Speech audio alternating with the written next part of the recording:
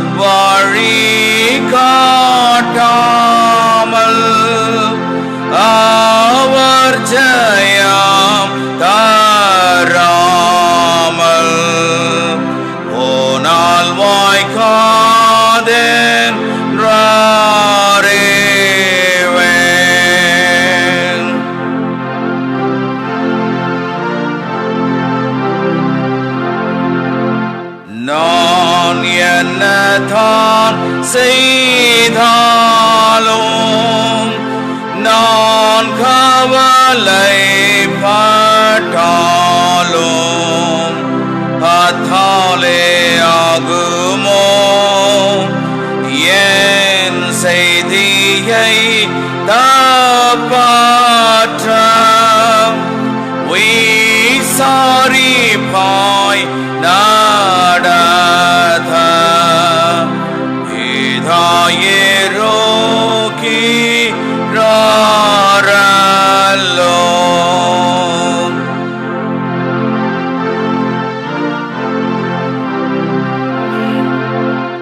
ஏ காரியத்திலேயோ என் நன்மை காவர் செய்யோம் செயலிருக்குதே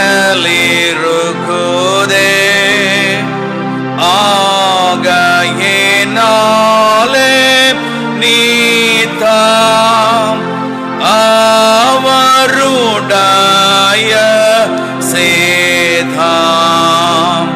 நடந்தால் பாக்கியமாமே.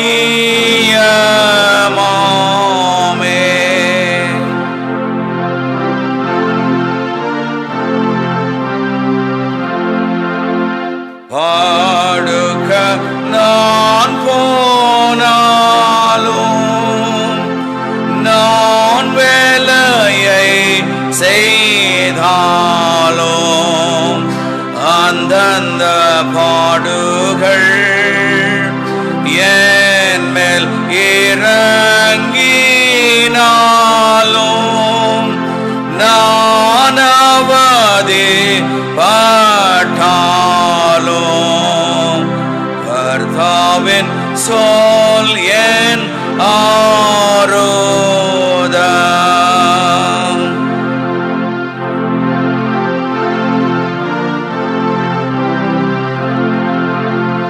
உயிருடன் வைத்தாலும் இனி வைக்கா வேட்டாலும் நான் நல்லதே என்பேன். என் பயணம் மூடியோம் நான் சுவாமிக்கு தேறியோம். எப்போதும் ஆயத்தமாவேன்.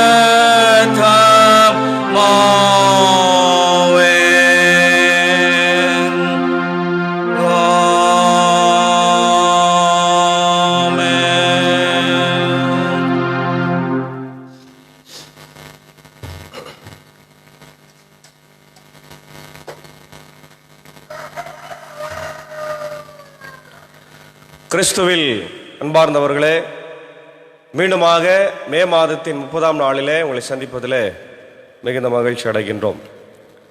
இந்த காலை வேளையிலே நாம் தியானிக்கும்படியாக தெரிந்து கொண்ட வேத பகுதி அது மார்க்கு எழுதின சுவிசேஷம் 2ஆம் அதிகாரம் 23 முதல் 27 வரை உள்ள பகுதிகள். அதற்கு முன்னதாக மார்க்கு சுவிசேஷம் அதனுடைய முன்னுரையை நாம் அறிந்து கொள்வது நல்லது. இந்த மார்க்கு சுவிசேஷம் இதனுடைய ஆசிரியர் யோவான் மார்க், ஜான் மார்க் என்று சொல்லப்படுகிறது. இது ஒரு திருச்சபையின் மரபாக இருக்கிறது. மார்க்குவின் தாய் பெயர் மரியா. இவர்களுடைய வீட்டில்தான் தொடக்க காலத்தில் கிறிஸ்தவர்கள் கூடி வழிபட்டு வந்தார்கள் என்று அப்போஸ்தலர் 12:12 பார்க்கிறோம். அதே போல மார்க் 14:51-52 நாம் பார்க்கிறோம். இதுல இருக்கிற இளைஞர் இவராய் இருக்கலாம். இவர் பர்னபாவின் உறவினர். தொடக்கத்தில் பவுலோடு பயணம் செய்தவர். பவுலுடைய வாழ்வின் இறுதி கட்டத்தில் அவருக்கு உறுதுணையாய் இருந்தவர். 2 தீமோத்தேயு 4:11 நம்ம அதை பார்க்கிறோம். இவர் திருத்தூதர் பேதுருவுக்கும் துணையாக திருத்தொண்டில் ஊழியத்தில் அவர் இருந்தார். பேதுருவின் போதனைகளின் அடிப்படையில் இந்த நற்செய்தி எழுதப்பட்டிருக்கிறது என்று பலரது கருத்தாக இருக்கிறது. நற்செய்தி நூட்களுள் மார்க் நற்செய்தி நூல் தான் முதலாவதாக எழுதப்பட்டது என்பது பெரும்பாலான இறையலாளர்களுடைய கருத்தாய் இருக்கிறது. கிபி 64ஆம் ஆண்டில் இருந்து 70ஆம் ஆண்டு வரையில் இது எழுதப்பட்டிருக்கலாம் என்று சொல்லப்படுகிறது. எருசலேம் அழிவிக்கப்பட்டிருந்த சூழல், ரோமையரால் கிறிஸ்தவர்கள் துன்புறுத்தப்பட்ட காலம், ரோமை நகரிலிருந்து மார்க்கு இதனை எழுதியிருக்கலாம் என்று சொல்கிறார்கள். பேதுரு, பவுல் போன்ற பெருந்தலைவர்கள் கொல்லப்பட்ட காலகட்டத்தில் இயேசு நற்செய்தியை தொகுத்து அதற்கு எழுத்து வடிவத்தை கொடுத்தவர் மார்க்கு என்று சொல்லப்பட்டிருக்கிறது. நற்செய்தி நூல் பிற இன கிறிஸ்தவர்களுக்காக குறிப்பாக கண்முன் கொண்டு எழுதப்பட்டதாக தெரிகிறது. இந்நூலின் ஆசிரியர் இயேசு கிறிஸ்துவை பற்றிய மரபுகளை மிக சரியாக அவர் தன்னுடைய வாழ்க்கையில அவர் அதை எடுத்து இயம்பி இருக்கிறார் என்று சொன்னால், தனக்கே உரிய பாணியில் எழுதியிருக்கிற சொன்னால் முடியாது. இவ்வாறு இயேசு மேசியா இறைமகன் என்னும் உறுதியில் பிற இன கிறிஸ்தவர்கள் வளர இந்நூல் பெரிதும் உதவியாக இருக்கிறது. இதுல முக்கியமா இயேசுவை பற்றிய நற்செய்தி தான் இதுல சொல்லப்பட்டிருக்கிறது. மற்ற எல்லா நூல்களிலும் இயேசுனுடைய பிறப்பு சொல்லப்பட்டிருக்கும், மத்தேயு, லூக்கா, யோவான்ல. ஆனால் மார்க்கில் மட்டுமே நேரடியாக இயேசுவின் ஊழியத்தை பற்றி மார்க் எழுதுவார். அப்போ the essential of the ministry, Jesus ministry எது முக்கியமோ அதை நம்ம இங்க பார்க்கிறோம். கடவுளின் மகன் என்று இந்த பகுதியில் நம்ம பார்க்கிறோம். கடவுளின் மகன், சன் ஆஃப் காட். இந்நூலின் முதல் பகுதியில் இயேசு கிறிஸ்து மாட்சிமை மிக்க இறை மகனாகிய மேசியா, son of God, of Messiah என்று சொல்லப்படுகிறது. அதே போல மக்கள் பாவ மன்னிப்பு பெற வேண்டும் என்று சொன்னால் அது இயேசுவினிடத்தில் மட்டுமே பெற முடியும் என்றும் சொல்லப்பட்டிருக்கிறது. இறையாட்சியில் உரிமை குடிமக்களாக தகுதி இயேசுவினிடத்தில் இந்த மக்கள் பெற வேண்டும் என்ற செய்தியும் சொல்லப்பட்டிருக்கிறது. அதே போல தன் சீடர்களை தெரிந்து கொண்டு சீடர்களோடு பணியாற்றுகிறார்.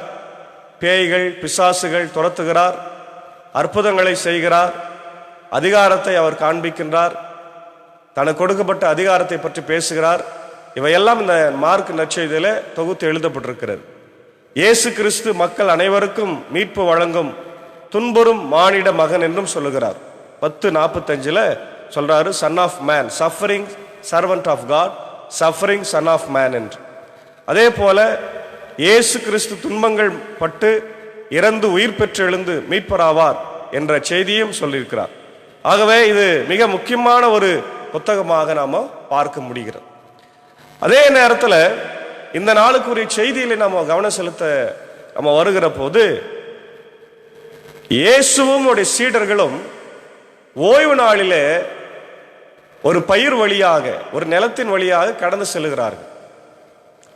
போகும்போது சீடர்கள் என்ன செய்கிறார்கள் என்றால், பசிக்காக இந்த கதிர்களை அவர்கள் கொய்கிறார்கள், அதை சாப்பிடுகிறார்கள். அப்ப அங்க இருக்கிற, அதை பார்த்து கொண்டிருக்கிற பரிசேயர், சதுசேயர், வேதபாரகர்கள் எல்லாமே இயேசுவை நோக்கி, ஓய்வு நாளில் சீடர்கள் இப்படி செய்யலாமா? அதாவது அவர்கள் பயிர்களை கொய்வது என்பது அங்க நெற்களை அவங்க அறுக்கிறதுக்கு சமம், களத்தில் இறங்கி வேலை செய்வதற்கு சமம் என்று சொல்லப்படுகிறது. அப்போ இயேசுவனுடைய பதில் தான் மிக சிறப்பான பதில். முக்கியமா நம்ம இயேசுவனுடைய காலத்துல வாழ்ந்த யூத குழுக்களை பற்றி நம்ம தெரிந்து கொள்ள வேண்டும். இயேசுவோடு இருந்தவர்கள் ஒரு குழு, அவர்கள் சின்ன குழு சீடர்கள். அதே போல அதே குழு பிற்காலத்துல 70 பேராய் மாறியது. அந்த 70 பேர் அநேக மக்களாக மாறினார்கள்.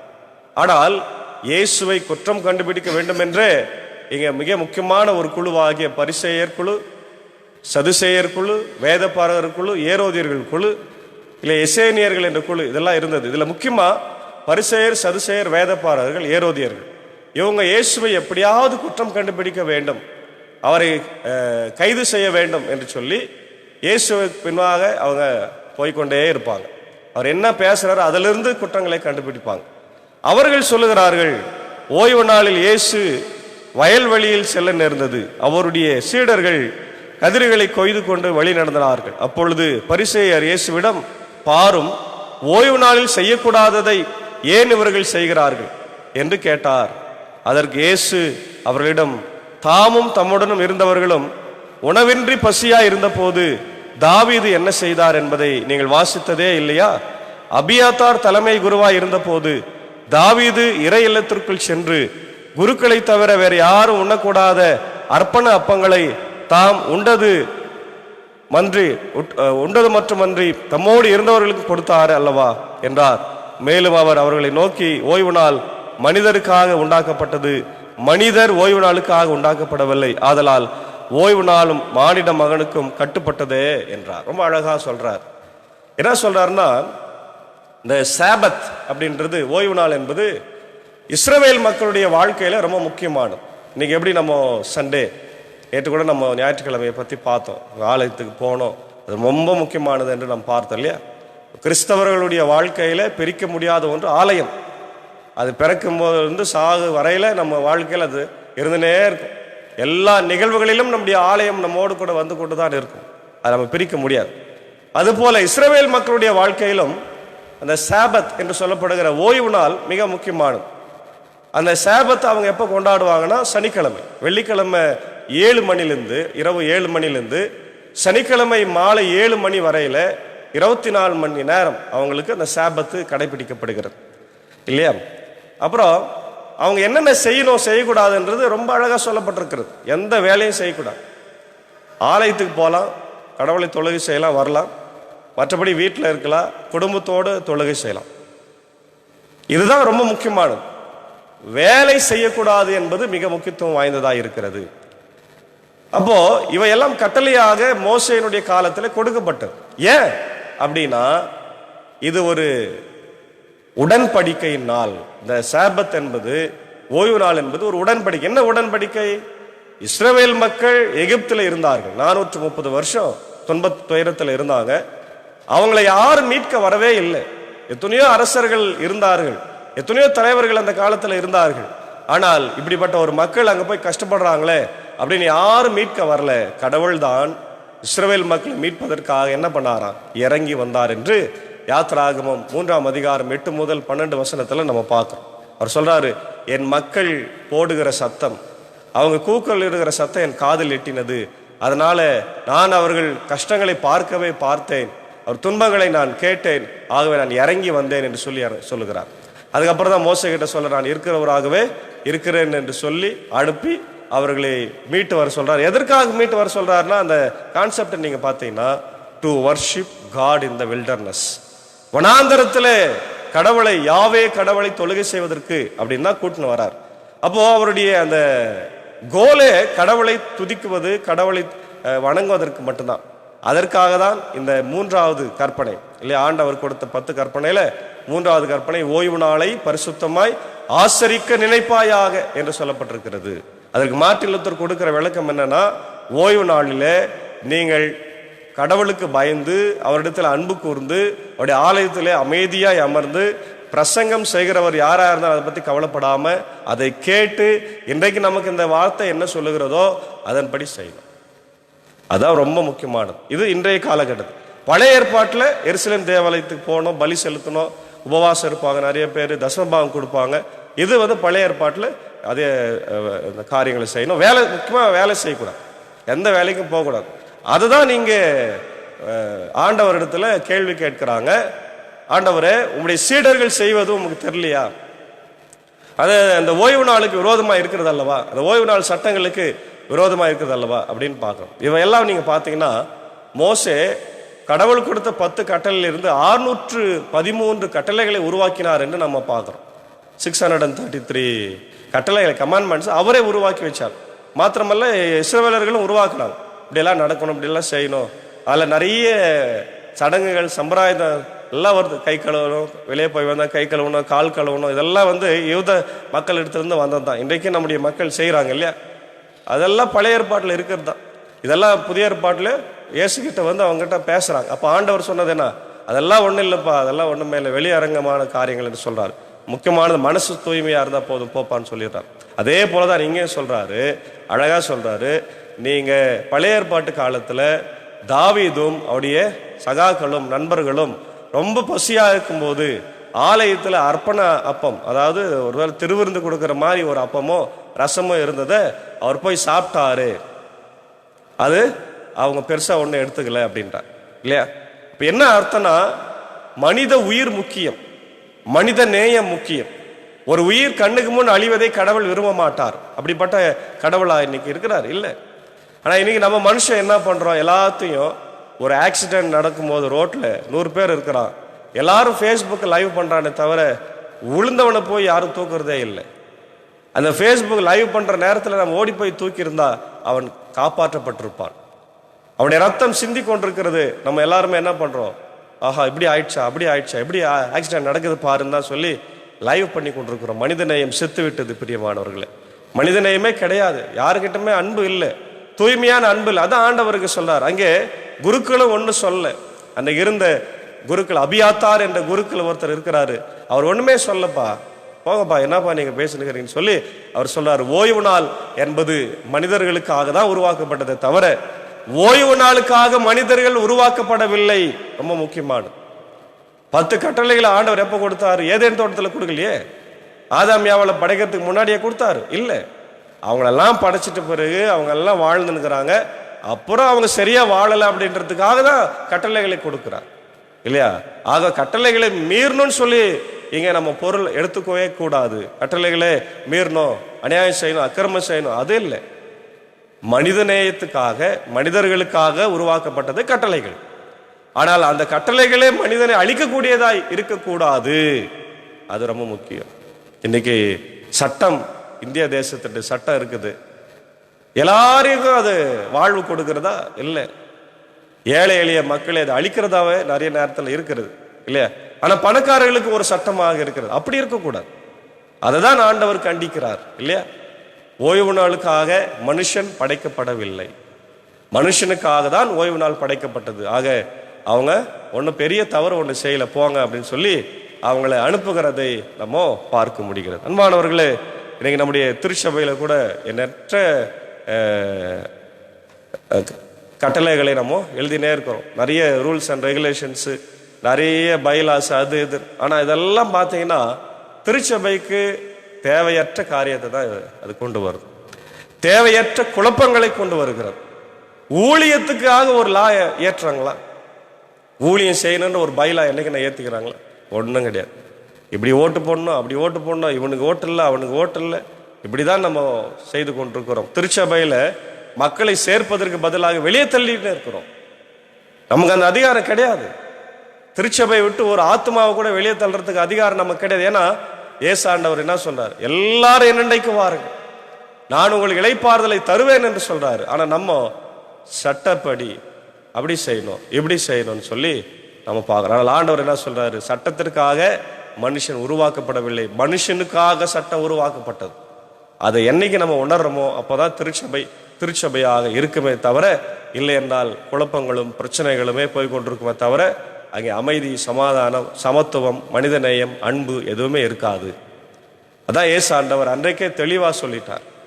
மனுஷனுக்காக உருவாக்கப்பட்டது இல்லப்பா, மனுஷர்களுக்காக உருவாக்கப்பட்டது தான் அந்த 3ஆம் கற்பனையாகிய ஓய்வு நாளுக்காக கர்த்தர் அதை கொடுத்திருக்கிறார்.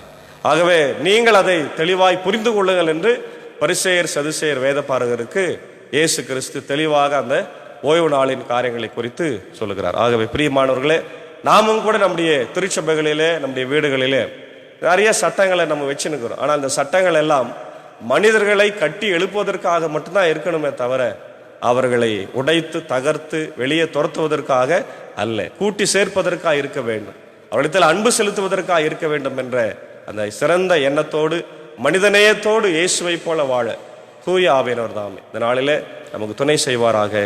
ஆமென். ஜெபம் செய்வோம்.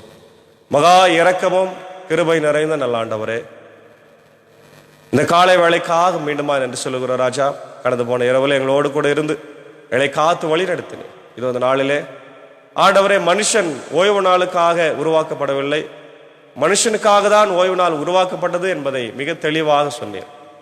ஆகவே மனிதநேயம் மிக முக்கியம், அன்பு முக்கியம். ஒரு உயிர் போகிறதை கடவுள் விரும்ப மாட்டார் என்ற செய்தியை அழுத்தமா இன்றைக்கு சொல்லி இருக்கிறீர் ராஜா. பசினாலே அவதிப்பட்ட ஆண்டவர் தாவீதுடைய நண்பர்களும் அபியாத்தார் குருவாயிருந்த காலத்தில் அந்த உணவை சாப்பிட்டார்கள், அர்ப்பண அப்பத்தை. அதை ஒரு பெரிய விஷயமாக யாரும் எடுக்கவில்லை, ஏனென்றால் பசி எல்லாத்தையும் விட பெரியதாக இருக்கிறது. அதுபோல இன்றைக்கு திருச்சபையில எல்லாத்தையும் விட பெருசு விசுவாசி தான். விசுவாசி இல்லாமல் திருச்சபையில யாரும் ஒன்றும் செய்ய முடியாது. காலியான திருச்சபையை வைத்துக்கொண்டு ஆண்டவர் ஆலயத்தை நடத்த முடியாது.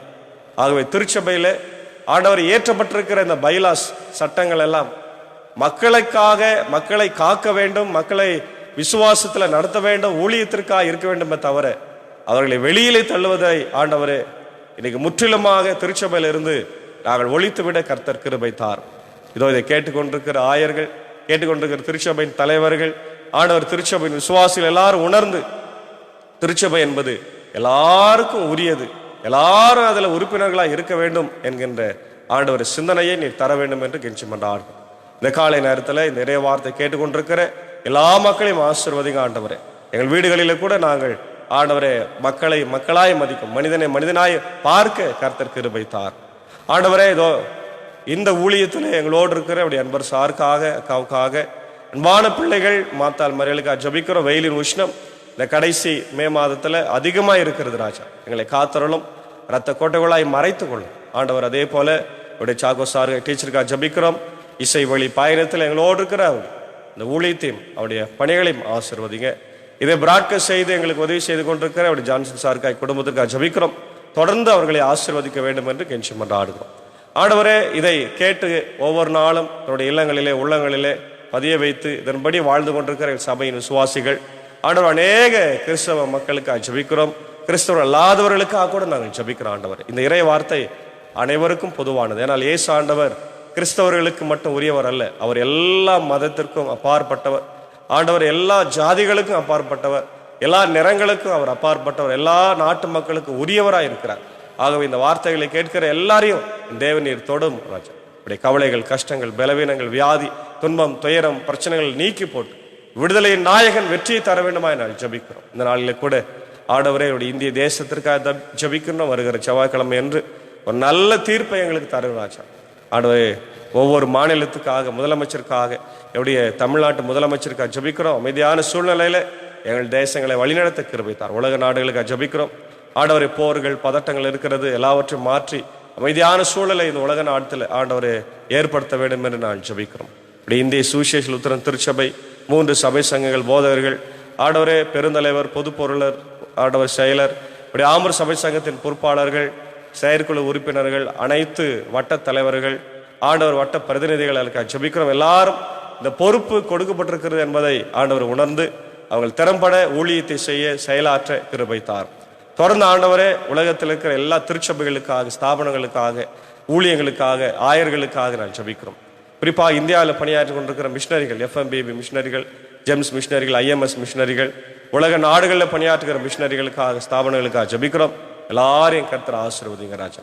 இந்த நாளில் கூட என்னுடைய பிறந்த நாளைக்கு நன்றி செலுத்திக் கொண்டிருக்கிற என்னுடைய காலம் சென்ற மிஸ்ஸஸ் கமலா மோகன்தாஸ் அம்மாவுடைய அன்பு மகன் திரு சாம்சன் செல்வகுமார் ஜெபிக்கிறோம். வெளிநாட்டில் இருக்கிற அவரை கண்ணோக்கி பாரும். தன்னுடைய பிறந்த நாளை ஆண்டவரே சிறப்பாக அவர் கொண்டாடி கொண்டிருக்கிறார் நாங்கள் அறிகிறோம்.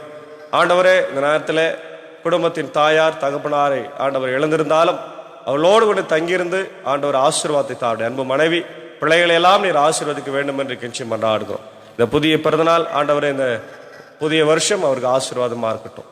அதே போல என்னுடைய பெதஸ்தா ஆண்டவரே ஜபகுழுவில் ஆண்டவர் இசைக்கருவியை மீட்டி உடைய ஊழியத்தை செய்கிற அன்பு சகோதரர் மெர்வின் நிக்கோலஸ் அவர்களுக்காக ஜெபிக்கிறோம். கருணா அண்ணனுடைய அன்பு சகோதரின் மகன், அவளை ஆசீர்வதிங்க.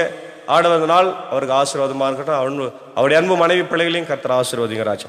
அதே போல அவருடைய அன்பு சகோதரர் ஜான் மில்டன் அவர்களுக்காக ஜெபிக்கிறோம். தன்னுடைய பிறந்த நாளை நன்றி செலுத்துகிற அவரையும் அவருடைய ஆண்டவரை குடும்பத்தையும் ஆசீர்வதிங்க. குறிப்பாக ஆண்டவர், இந்த மே மாதத்தினுடைய கடைசி நாளில் நாங்கள் வரப்போகிறோம். நாளை தினத்தில் இந்த நாளை முடித்து ஜூன் 1 நாங்கள் பயணிக்கிற போது இந்த பள்ளிகள் 6ஆம் தேதி திறக்க இருக்கிறது. அதற்காக ஜெபிக்கும் மாணவர்களும் ஆசிரியர் பெருமக்களும் அதற்கு தயாராகி படிக்க ஆண்டவரே அவளை ஆயத்தப்படுத்த கர்த்தர் கிருபை தார். இந்த நாளிலே பலவீனமாக இருக்கிற, சுகவனமாக இருக்கிற, ஆண்டவர் படுக்கையில் இருக்கிற மக்களுக்காக ஜெபிக்கிறோம். மூத்த விசுவாசிகள், ஆயர் பெருமக்களுக்காக ஜெபிக்கிறோம். குறிப்பாக அப்படியே நெக்ஸன் ஐயருக்காக ஜெபிக்கிறோம். ராஜ்குமார் ஐயருக்காக ஜெபிக்கிறோம். மூத்த விசுவாசிகளுக்காக ஜெபிக்கிறோம். கண்ணோக்கி பாரு ராஜா. எல்லாரையும் காத்தரலும். தொடர்ந்து இந்த குழுவை என் தேவனர் எடுத்து பயன்படுத்த வேண்டுமா ஜெபிக்கிறோம். இந்த நாளின் ஆண்டவரே, இறைச்செய்தியை யூடியூப் வழியாய், ஃபேஸ்புக் வழியாக பார்க்கிற கேட்கிற எல்லாருக்கும் இறை ஆசிரியர்களை தந்து வழி நடத்தும். இறை மைந்தன் இயேசுவின் மூலம் ஜெபிக்கிற நல்ல பிதாவே, ஆமே. ஆண்டவராக இயேசு கிறிஸ்துவின் கிருபை, பிதாவின் அன்பு, பரிசுத்த ஆவியின் ஐக்கியம் உம்முடைய ரோடு கொண்டிருப்பதாக. ஆமே.